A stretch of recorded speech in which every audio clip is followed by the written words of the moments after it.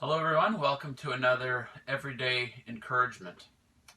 Today I want to explain to you, or really tell you, why we aren't doing online church during this season of life. Now maybe you say, wait a minute, aren't we sending out these daily videos? Aren't we sending out sermons each week? Aren't we doing the Zoom meetings where we sort of meet together in a sense and pray for one another, encourage one another? Aren't we doing online church during this season? Well, yes and no, right? As a church, we are still living out our commitment to one another as best we can, and we try to encourage one another, pray for one another as we're able. But the word church really means assembly. It means a gathering.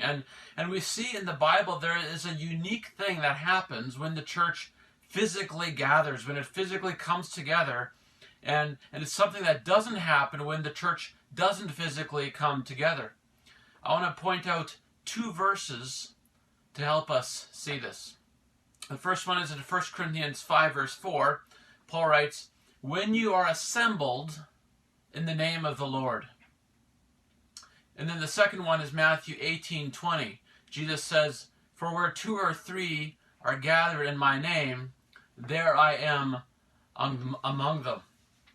Now, we don't have time to look in depth at either of these two passages, but both of them are in the context of the authority of the local gathered church to affirm or disaffirm citizens of the kingdom.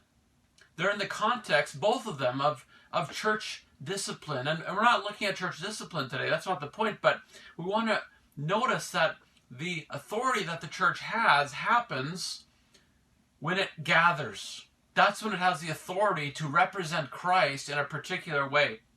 When you are assembled in the name of the Lord, when two or three are gathered, same word, in my name. Now, of course, Jesus Christ, by the presence of the Holy Spirit, is present with us wherever we are as Christians. This is true. But what these verses teach us is that when the church physically gathers, Jesus is present in that gathering in a particular way. In that gathering, his authority is present. What the church does when they gather, if they are obedient to Christ's commands, if they're following his word, it is done with his authority. And the authority of Jesus is displayed in the gathered church in a way that is not displayed anywhere else in all the world. And what this means is that we don't just gather as a church each week only to kind of collect spiritual resources. The church gathering isn't only a place to hear a sermon and sing and be encouraged by the saints, although it certainly is those things, but it's more than that.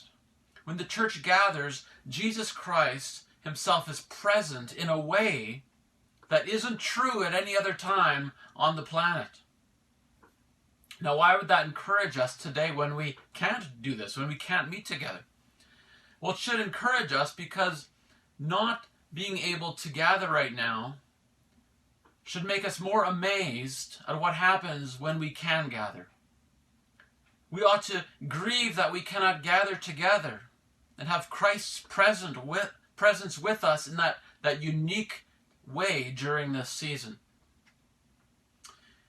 And that we also ought to celebrate and be thankful that under normal circumstances, we can gather together in the name of Christ with his authority one in every 7 days. On the Lord's Day, we can do this once a week. What a privilege.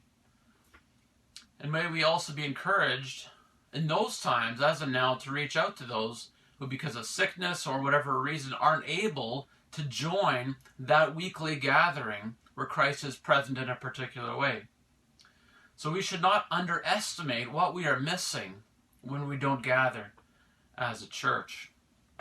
So until we meet again, we will still keep sending out these videos and sermons, and we will still keep hosting online chats where we encourage one another and pray for one another.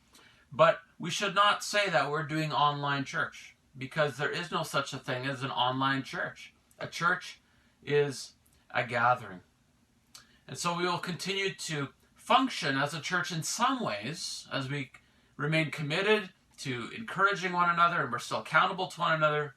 But yet we long for the day when we can gather once again and truly be the church in the gathered sense. So I hope that's encouraging. I hope that spurs you on to be all the more eager to gather again as a church. Thanks for watching, and we'll see you next time.